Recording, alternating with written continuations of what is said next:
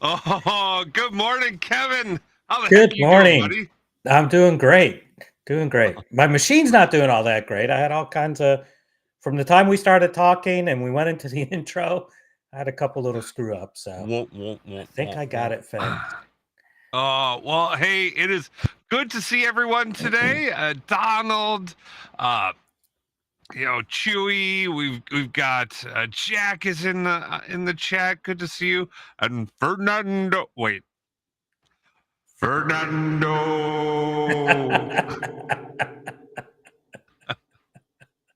Oh, boys with their toys, right? So, I was on a call the other day, and we were all in a conference room, and somebody joined additional in the conference room. We started getting that echo, and Yeah. somebody had a funny thing. They started yelling, "Sunday, Sunday, Sunday." It was pretty funny. I was like, "Now I need to do this every time we get the weird echoes in conference rooms." Friday, Friday, Friday. Yeah, there you On Fabric Fridays, we've got the new Infoview. And Thomas, yes, best day ever. That is exactly right. That's where we want Yes. to be. We are always having the best day ever because we are on the right side of the ground, right? So, I mean, yeah, exactly, right? You wake up and stand up, and it's a good day. It's the best day. Better that's than the right. alternative. Oh, Amen. All right. So, uh, it's fall.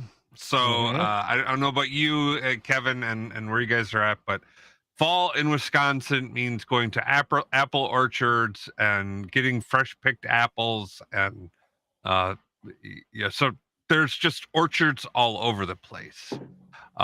And there is one orchard that has runs billboards and like it's very famous. I don't, but I'd never gone until last weekend. We went to it's called the Elegant Farmer, and Hmm. they famously make an apple pie in a brown bag. And Oh, I wow. said this on a call with the company in Texas, and 4 out of the 8 people had not only heard of the Elegant Farmer, but regularly A made trip trips up? or had family members that would Wow. bring them apple pies from this place. It's unbelievable. Well, that's a new one on me, so maybe that needs to be a next trip that I go. So, Yeah.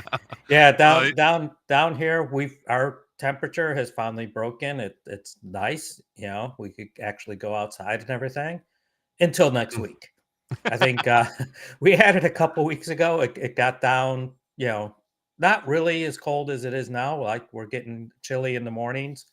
I think the doors in the house are open right now and stuff. But we already went through second summer, and I think next week we go through our third summer. So we'll get back up into the mid 80s to almost 90 next week. So oh, it's that's amazing. awesome. Yeah. Oh, and we've got Chewy bring up the SML. So hey, all my Yeah. SML friends and family out there. Yes, Chris that's the one, Chewy. The Elegant Farmer in Muskego, Wisconsin. Uh, seems like he's heard of it. I gotta tell you, uh, the apple pie, and I am sorry, Mom. I have loved. I'm 50 years old, and up until this weekend, I thought my mom made the best apple pie in the world. I've never had any apple pie better than my mom's apple pie. It is just amazing. And last weekend, though, sorry, Mom, that apple pie is the first apple pie that has taken over my mom's. It's amazing. Sounds Yeah. like we have a road trip. There you go. Speaking of last weekend, right? So Yeah. we had Dominic on last week, which was great, Hmm. and then he came out to Sequel's Saturday Pittsburgh, and we hung out all weekend. Well, that's Uh, fantastic. yeah, that was an excellent event. Thank everybody that helped put it on, all the speakers, everybody that came. I really enjoyed it. Plus, again, the weather was nice, and so yeah, we tried to help the hotel out a little bit. So they had a little bit of a problem, and Dominic and I jumped in. He knows what I'm talking about. So, I think I've heard rumors too. So. Yeah, there was rumors. We'll talk. If anybody wants to know, reach out to me on social media, and we'll fill you in. Yeah, so it's great having Dominic. It was a great session last week. If you're missed it or you're new to the channel, and in fact, if you're new, drop in a hashtag new to the channel. Love to see new people joining. If you're old, share this with people you know, so we get some new people showing on the live stream. But you know, the more the merrier. Always better to have more people come join. So awesome. How old do you have to be to share? Yeah, yeah. Oh, I don't you think mean we talk old about like you've anything been here that's before? Okay. yeah. I don't think we have anything that's inappropriate on this channel. No. Yeah. A little bit of Yeah. whiskey from now and then, but Oh yeah, that's right. we haven't pushed for Gosh. I went to try to find Buffalo Trace the other day, and they were all out. So Okay. All right. Yeah. They're always all out. I don't know.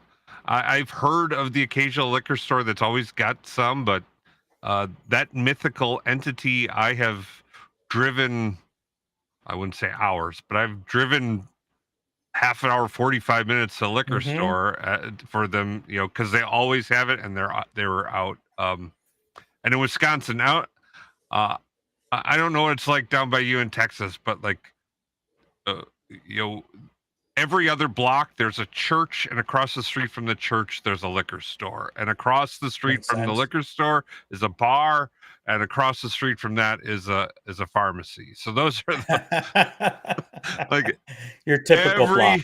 yeah. Every 2-3 blocks of Wisconsin is the same: church, liquor store, bar, pharmacy. Church, liquor store, bar, pharmacy. That's all we got. So, um, yeah. All right. Good deal. So excited to have everyone here. There's some new stuff that came out this week. I saw Zoe Douglas posted this online. I thought, I thought, hey, that looked interesting, but I didn't know much about it. I'll be honest. I haven't done much. You know, when you, Kevin, said, hey, let's do a live stream on the new Infoview, I said, okay, you know, sure. I saw Zoe's post. You know, that looked great. So really exciting. Yes, Fernando. We have 3 ways to get medicine in Wisconsin, or 4: spiritually, pharmaceutical, or or recreational. So I'm excited to learn more about this. So Kevin, I'm really going to be like turning this over to you to explain like more about the Infoview and how this works. So Yeah, well, let's kind of just jump into this. So the new version of desktop released the other day. A lot of new features in it. So you know, if you haven't downloaded it yet, go out, or if you have it through the store, which is a great way of getting it, it should be new on your computer now. And always kind of take a look at the blog and see what's out there. But one of the things is these new info views. And if you're kind of asking me, hey, what do you mean by info views and new? I haven't heard of them before. If you heard of DAX queries, and we did it once on this show, I've been going around speaking on it. In fact, that's what I did up in Pittsburgh last week. I love the new DAX query view, and we'll show it a little bit more as we get into the Power BI desktop. There's a whole lot that you could do with it. I like it for developing my measures in a little more robust way, rather than people putting measures in that is, you know, measure 1, measure 2, measure final, whatever, right? And making all these blank pages. I use it to test my measures, when I make changes to my measures, to make sure that I'm going to get the same results that I need to and everything. It's wonderful. So when they introduced DAX Query View in the Power BI desktop, they put these new functions out there called info functions. And those info functions, you could get information about your model. And one of the things that was kind of interesting about that was you could run these info views, but they were very kind of cryptic. Joining them together was kind of difficult, and we could, when we get into the demo, I'll show that how it was just a little bit. But these ones have made it a lot easier to do this. Now, one of the things that was really I think kind of given his feedback was we couldn't use these new info views in the actual model. And that's what they fixed with these 4 new info views. So I think we'll just jump into this right off the beginning, Chris, right? Because I want to show you how they're talking about Hang on. there we go. Suddenly, I'm very concerned now. For those that The, don't the know, hackles have gone up. I set Chris up on this one. You could use them in What?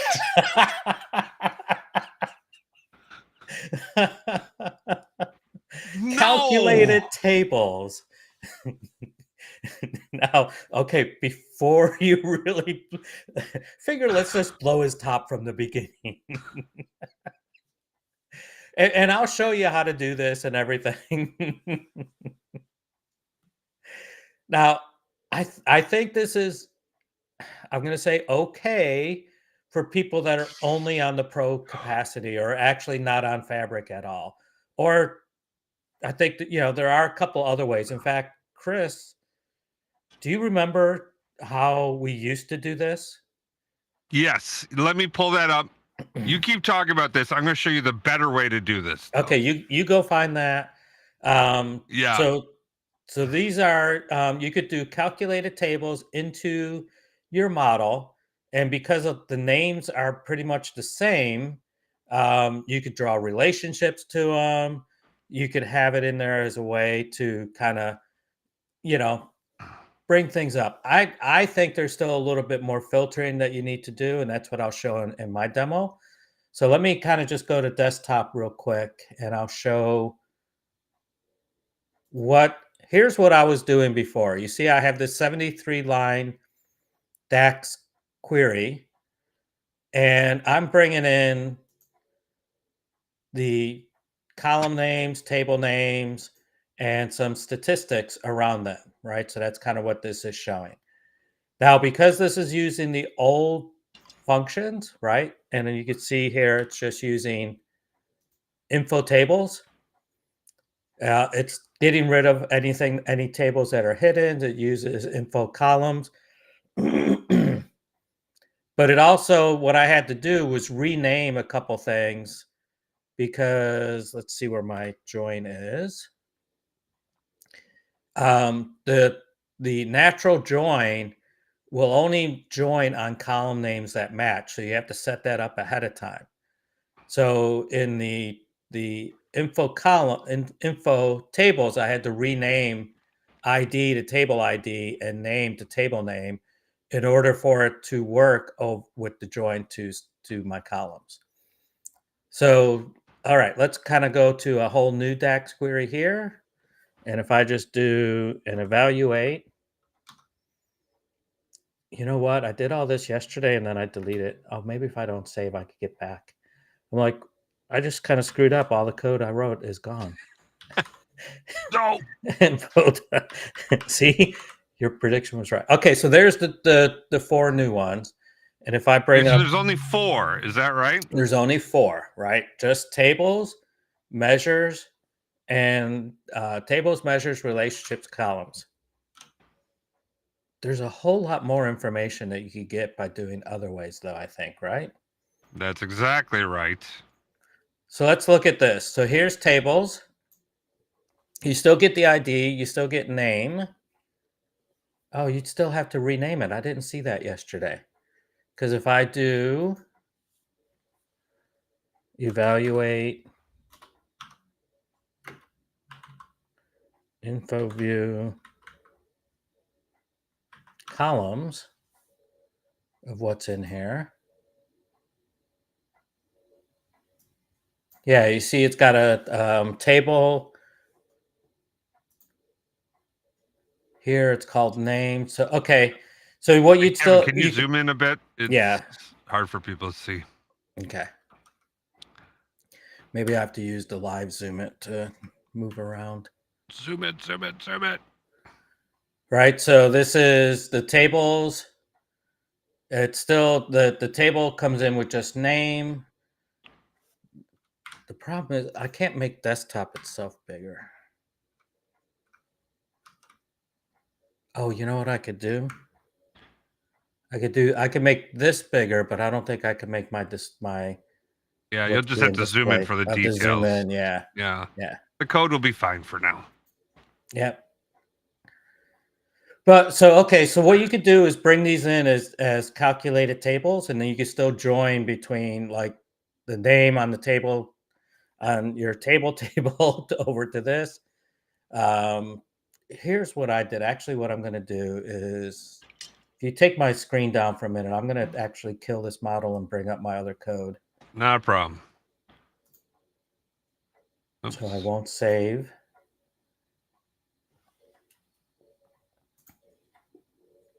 Do you want me to show you Bring the this up. right way to do it before you're Yeah, getting that set up? let's start with the right way to do it.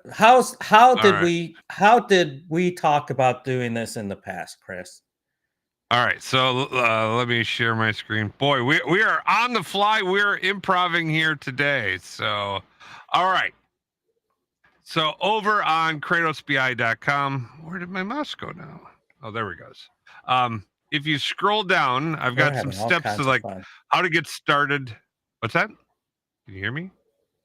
Oh, I'm not I said sharing. we're having. Sorry. I hear you. You're not Oh, sharing yet. but I'm Yeah, not sharing my screen. There we go. Okay. Head over to there you go. KratosBI.com.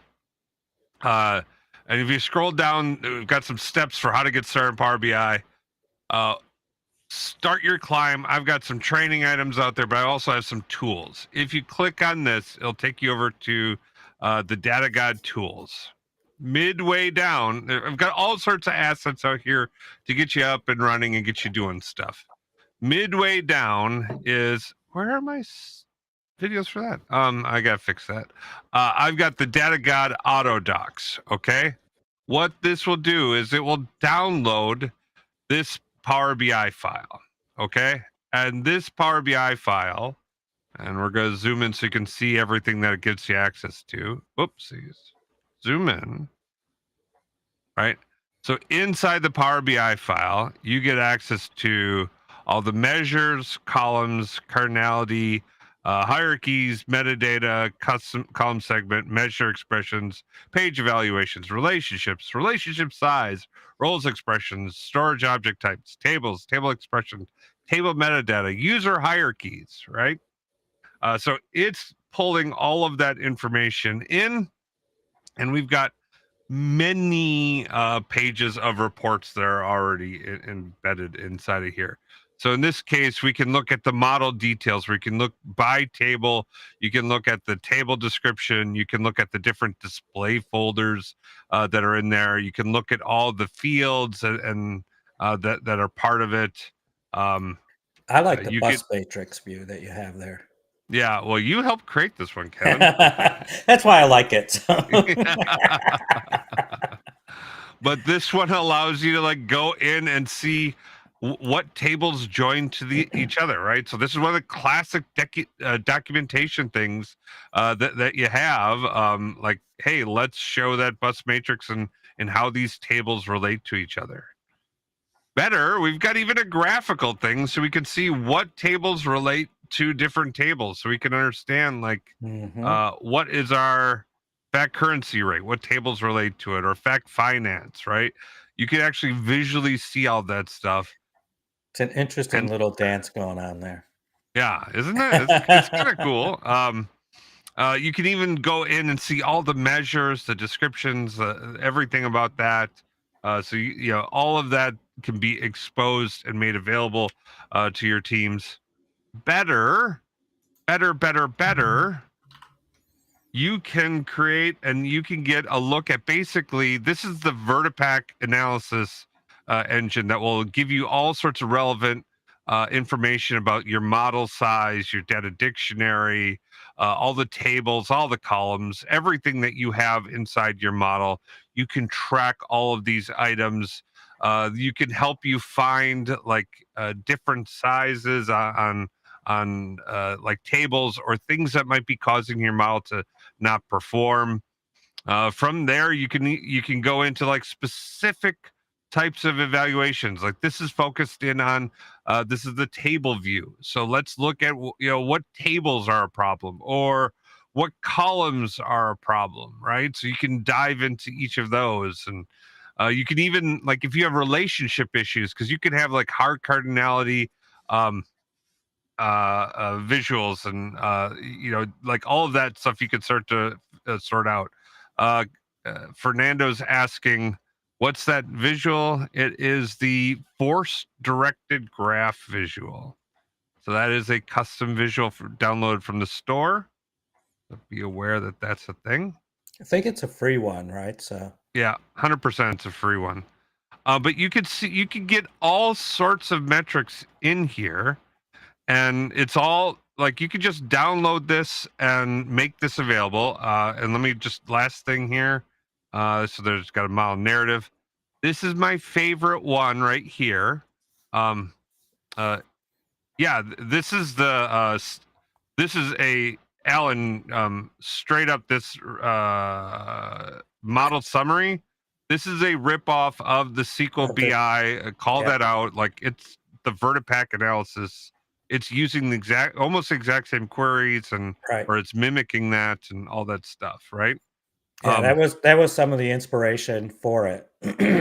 This, like Chris was saying, this kind of evolved through time. There was a lot of people in the community that kind of helped start it, contribute to it, and then and Chris did a good job of actually packaging it up, putting a nice visual on it and everything. But yeah, we definitely use things from the VertiPack query that you could do up in Excel or in DAX Studio.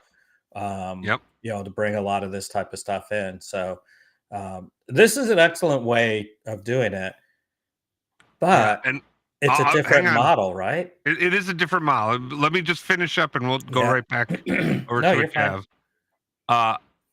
I really like this action metrics page because I have put in here some of the biggest model items that you'd want to track and manage as you're managing your model over a long period of time, right? So, number one, what's your model size, right? If you're on an F64, the max memory that you can refresh is max memory available is 25 gigs. But that means the max like full refresh you can do is like 12-ish gigs. So if your model's approaching that 12 gig size, that means you need to refactor or you need to be scaling up. If you're already using a 200 gig model, you're on an like not too F512, and you're spending 80 grand a month, which I know some people out there are doing that. That's a lot of money. Setting goals and targets on how you can refactor your model to bring it down so you can scale down can be a huge important thing that your organization needs to do. In fact, I have used this to track a few models that were that big that we needed to scale down. And by having these as KPIs, we were able to take the Power BI goals, attach it to this visual, and track that over time. You can do that with all of these things. Like, for example, measures with no descriptions or columns with no descriptions. If you were trying to make sure that you keep your metadata clean, set that up as a goal for your engineers and track that. Don't allow them to have that in, right? Track that you have a goal or a target on how many many relationships that you have, or I don't know, like whatever it is. Like, you can use this to help manage your model. Okay. And Kevin, you're right. This is a much more complicated, sophisticated model that is producing all of this information, right? So look at all these tables that are brought in. But the nice thing about it is all of this stuff is managed through parameters. So it uses the XMLA endpoint, but all you have to do is point it at a different model. Like, just change the model name, and you can do this over and over and over again. And if you actually go out the downloaded file from my website over here, this will actually give you a zip with a PowerPoint, so you can actually change the backgrounds and custom brand it. to your own thing and stuff. So it's super easy. And then how often do you refresh it from that XMLA endpoint? Yeah, great question. So I tied that into my DevOps pipeline. So every time we do either a model update, so when code gets pushed out and refreshed, we run this, and we run it every time that like we refresh the model. When all the tables are refreshed in the model, we rerun this, allowing for us to even start to do snapshotting of the values inside of the model summary here, so we or that those action metrics, so that we could track that over time, right? Oh, Yeah. Fernando confused me for a little bit there. Oh, No, it shouldn't be measured in KB. yeah. You wanted to go out even Yeah. further and just go down to bytes, right? Right. Well, so this is this, and we're here. We're talking about the new thing, right? So let's Kevin, Yeah, are well, you let's go back a little bit to the new thing and see. okay? I think that's a good base to say. Are there things we could do with that, and maybe we could kind of go, look at about the pros and cons with some of it. So, all right. So this is kind of where I got to from when we decided to do this show and kind of mess around with bringing it in to the model. So I'm going to go ahead and run this. I'm going to work with. There's my cursor. Work with the Infoview columns table. So let's bring some of this up. And again, here's what it kind of looks like just from running it straight on. And you notice one of the things is there's a hidden column or a standard column that Power BI adds called row number to tables. So if I'm bringing this into my model, I don't think I want that in here. So I started looking and go, well, what could I use for this? Data category. I think I got to scroll over. Can't do it there. There's another one of type, right? So there's a couple different ways to kind of think about how do I want to filter this out. And I'm not sure I want every one of these columns to be brought into my semantic model at this time, right? Like lineage tag and stuff like that. So I started producing this second query, and you see that I'm just using other DAX functions, filter in this case. I tried calculate a table and it kept failing for some reason.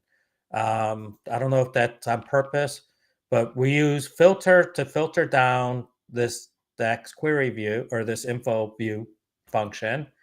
And we'll say type is not equal to row number. And then I'm only going to, at this case, bring in table name, data type. I should have description. Let me bring in description because maybe we'll try to do what you were kind of talking about there.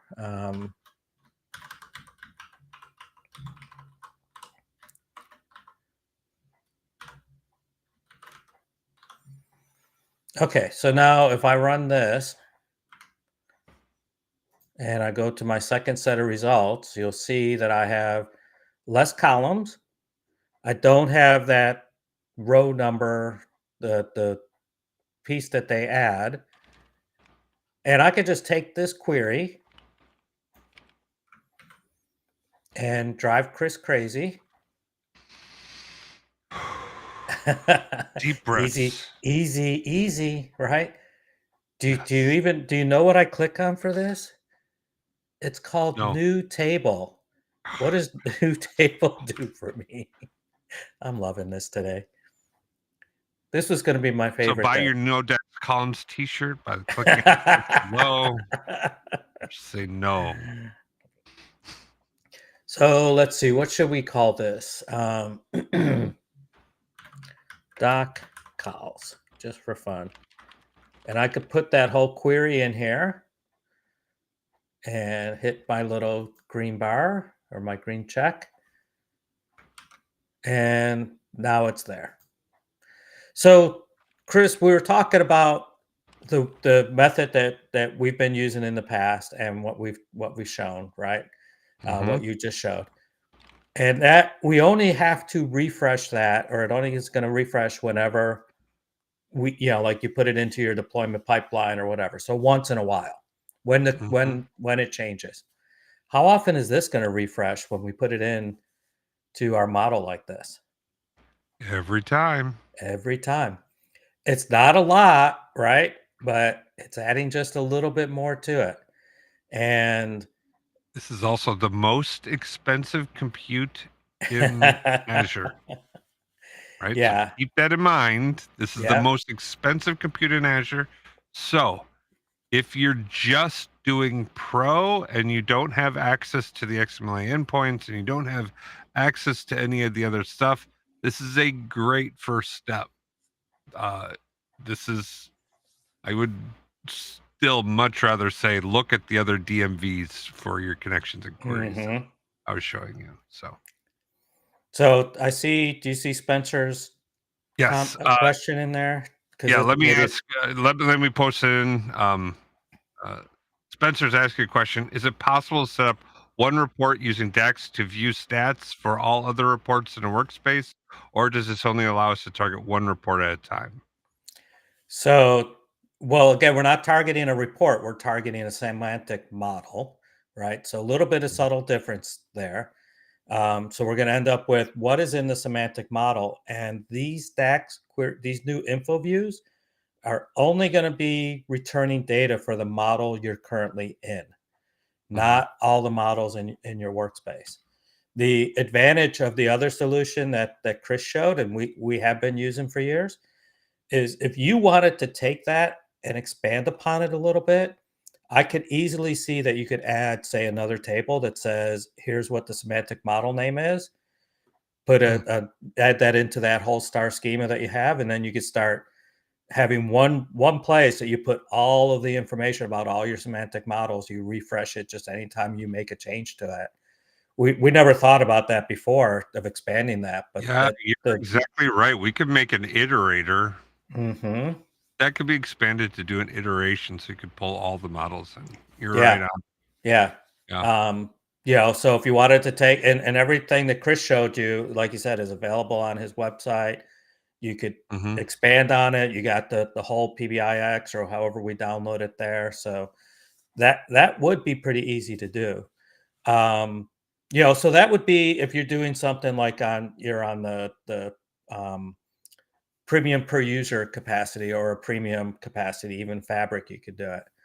One of the things we haven't done in this Fabric Fridays, and I just need to learn it a little bit more, is you could actually use Semantic Link and Semantic Link Labs to get all Mm. this information as well and build out something into a lake house or a warehouse if you're using Fabric and get it easily iterates through everything in all your workspaces across all of the your whole Fabric tenant if you got whatever permissions that you have.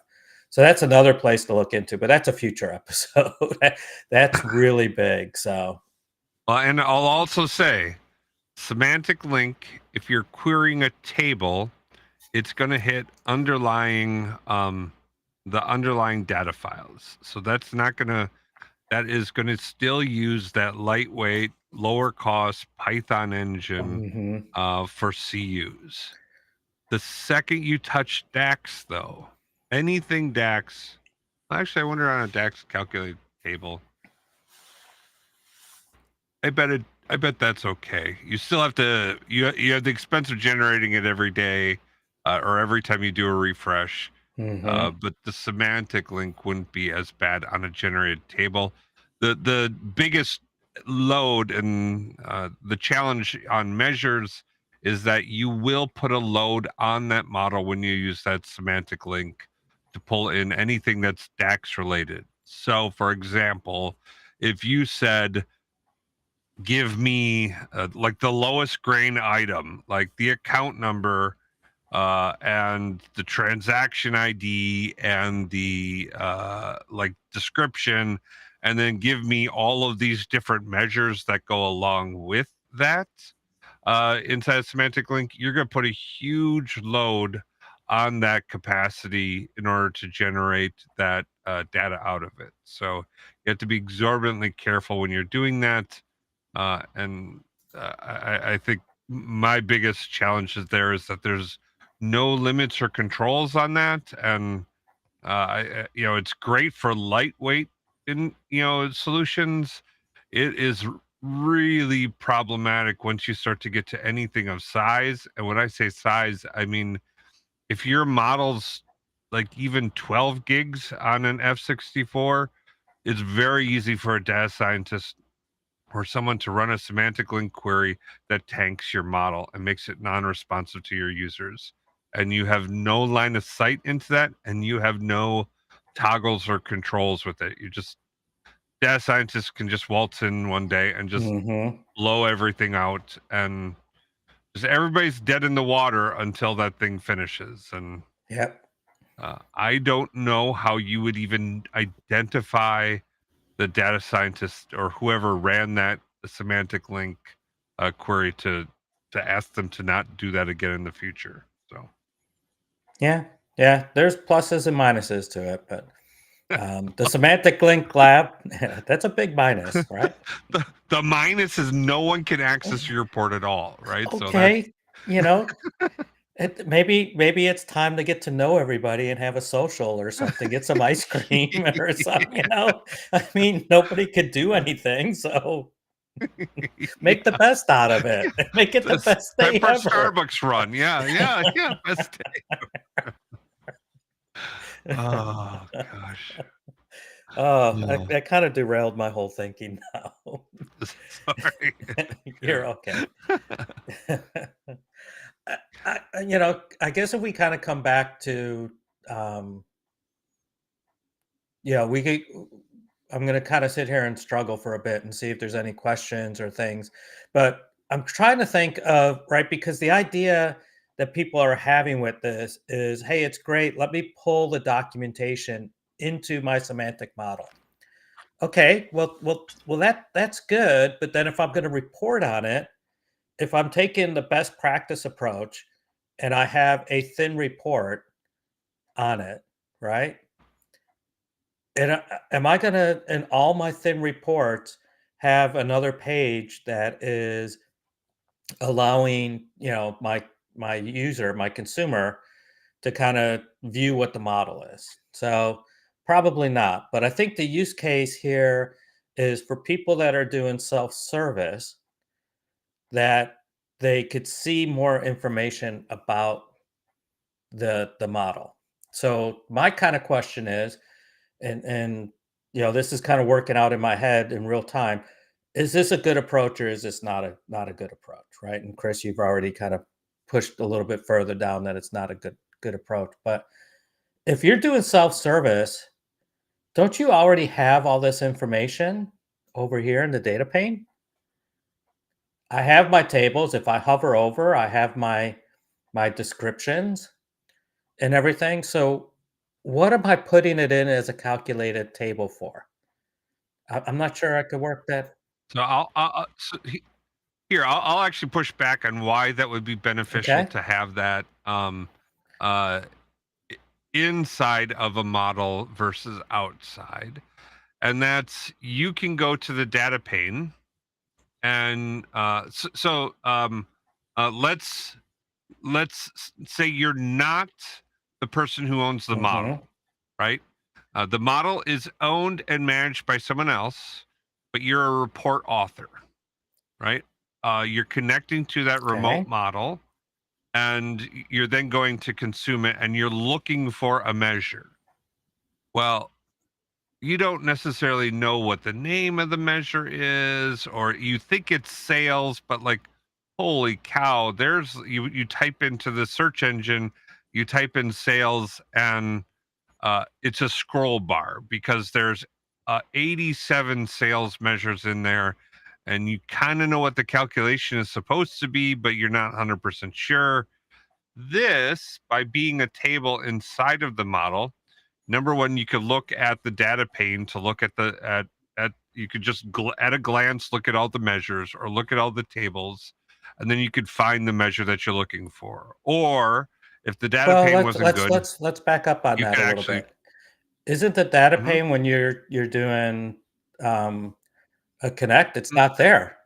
You're right. Yeah, You're right. No data pane, but you could drop it into but like a tab, a on scratch your tab report view. on Yeah, Power BI yeah. on your report view, and you could start to visualize it from there. So there is a value for this. I could see how and why someone would do this, but again, I think this 90% of is what you're the looking for, right? You're seeing here because this data pane is available, right? yep. We could use Oh yeah, slicers to and do Eric, wildcard search for measures. Yeah, yeah, I like that. So I'm trying to find all my time intelligence measures, or something that filters on or does a weird calculate, or something that you're maybe you're iterating on, like a measure is in flight, like you're trying to define it, get feedback on it, right, or yeah. something along those lines. Yeah, I like that. Yeah, that's a good Now, call. and I will kind of also go back that if you're on the pro only on the pro capacity, then I really think this is a better solution than what we presented earlier because you don't have the XMLA endpoint, right? And so you could Yeah. definitely document it and everything. So I think it's going to be wonderful for the people on the pro capacity that they're only there. So we're trying to go through all our comments. So zoom Well, it, that was zoom a it, zoom while it. ago. I don't see it on my current. Oh, You I want me to know. do I it? was your screen. I can't see. Yeah, but it's okay. We can keep I'm talking. just kind of kind of rambling through at this point, looking for audience participation on why would you use this? Well, Stop playing. but there's actually a pretty good solution out there. Did you share that one that Martin Booth put together? Did we do The that yet? yeah, let me find that. I've got the Yeah, blog right here. Copy and paste it into the chat. You're the one who shared it with me, so I'm hoping you have it. yeah. Let me go back to this. I think I closed that browser for whatever reason. We're we're gonna do it live, boys and girls. I've got it up here. Here we go. This goes back to me having okay. There we go. I was having issues with everything when I I went got it. I during. got it. Okay, yeah, you got it.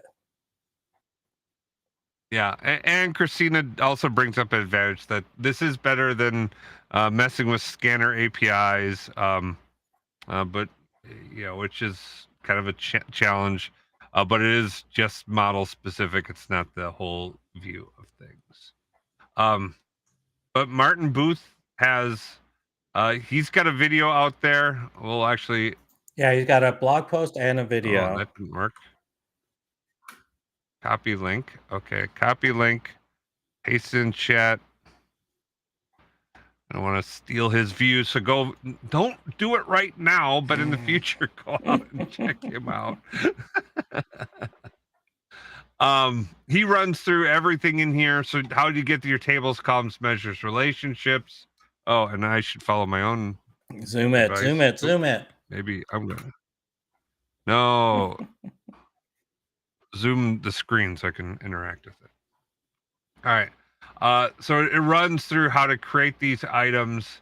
It's wanting you to create. He's instructing you to create 4 of them. Uh, okay, look at this. Yep, yep. DAX measures. Oh, look at this. Now you can go in and you can create relationships inside there. Interesting. Yeah, he calls out a word of warning about if you're not, it will expose if you're not keeping your model up to date. That's 100% That's spot true. on. So this is a pretty good blog. He runs through like all the different things you can do with it.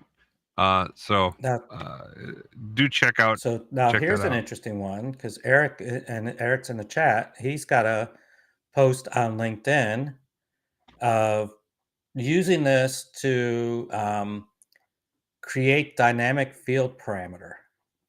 So if you want to bring my screen up. What's that?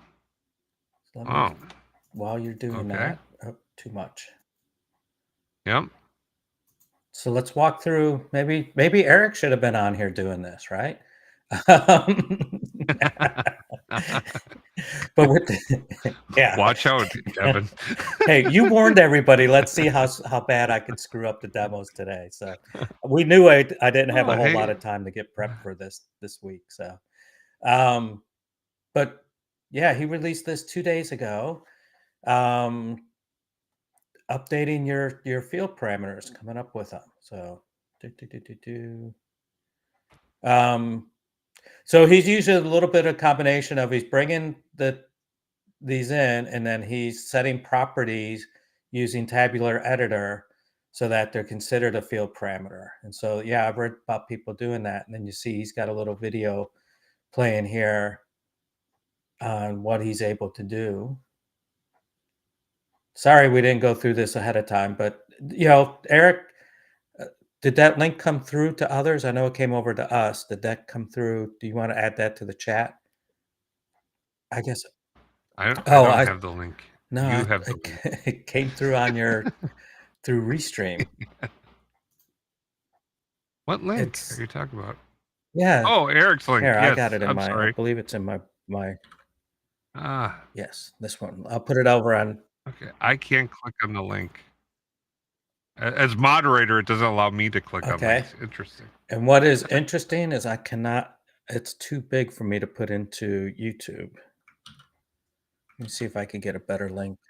Yeah. The URL? Hold, please. Like Yeah. All right, everybody, hang on a second here. Yeah. We're trying to do the most basic of IT functionality, which is sharing a link, and then that's gonna derail all There we go. conversation until we I get was there. able to add one in.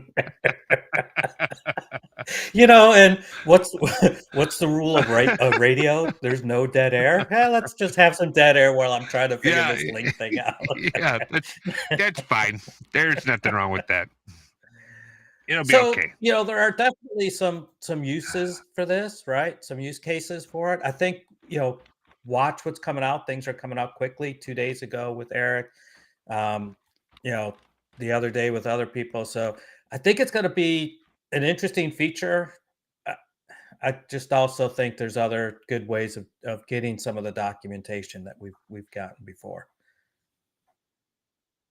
Oh, and Eric has shared with us a Git repo as well. Oh, okay. Let's see if I can get that link in any way. I've Aha. been doing copy link and then Boy. bring it up. Yeah, it seems like it's working. He's over on LinkedIn, and for all of our LinkedIn friends, we're happy that you're there. The sharing functionality on YouTube is just much nicer. Well, at least on Yeah, LinkedIn, he could give us yeah, links. Other people, unless they're admin, can't. So, yeah, that's true. Oh, that's true. Yeah, good call. so yeah, if you want it from his Oh, blog pros and post, if you cons of want to all of get our his environments. PBIX file Yep. and look at this a little bit more, here it Mm-hmm. is. Zoom it.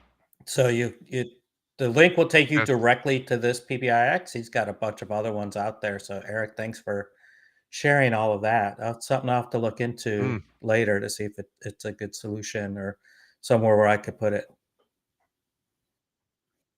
or Eric, hit us up if you want to come on the Fabric Fridays and go through what you got out there. Happy to have the expert actually do it instead of Somebody that took this guy. half an hour yesterday to kind of look at it. Cut it out talking how the sausage is made.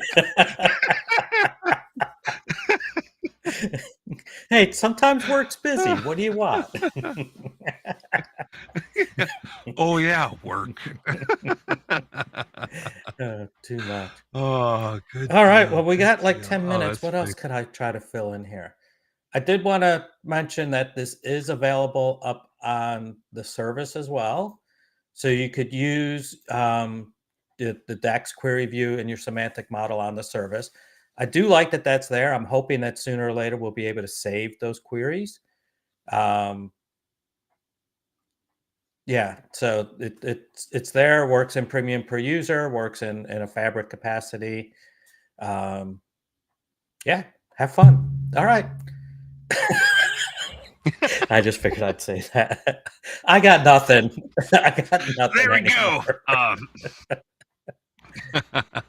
Well, so and this is great. I think nobody ever, when we go into the whole like MVP based solution, you never start with the full solution. You start with something and it evolves. So while I will still stand by Yeah. the solution that I have out there, and I think it's better to hit uh, uh, the data model directly to pull in all of this data to be able to calculate all of those things that's in the report.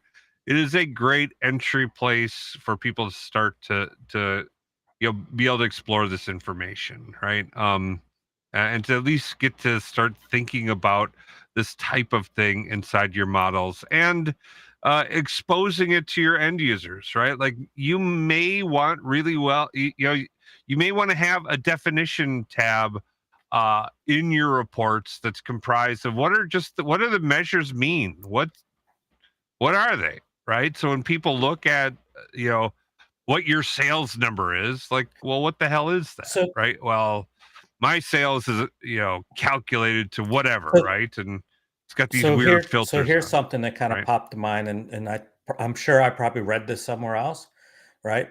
But what if you bring in, say, the measures and the measure definitions, maybe even the DAX, and you have a tooltip that pops up, right? Instead of giving more details of something on it, you want to say, here's the definition. Maybe even show here's what the DAX is. Mm-hmm. Depending on how big you make your tooltip. I think that's something somebody could explore. Now, do you want to take away the tooltip? Um, kind of set up so that you don't give real business type of stuff. But maybe if you're using it for training or something, I don't know. I mean, just something to kind of think about. Um, Yeah. I think that's Nate a good has a call. comment. Yeah. And Do we? So, yep. He's saying one of his models is giving me an error when he's trying to call the mhm, info function on a live connection. Um, the, it's saying the user does not have permission to call a yeah, discover method. Um, I'm pretty sure this is something that needs to be run and defined by that central model team. It's not something that you can run on top of it. I could be wrong, but I believe that's in place for yeah. security You reasons. have to pretty much have. I think admin. I was at first thinking that maybe build Mhm. permission might give you access to it, but I don't think it does. I think you have to be. I'm not Yeah, admin of the work. You have to be.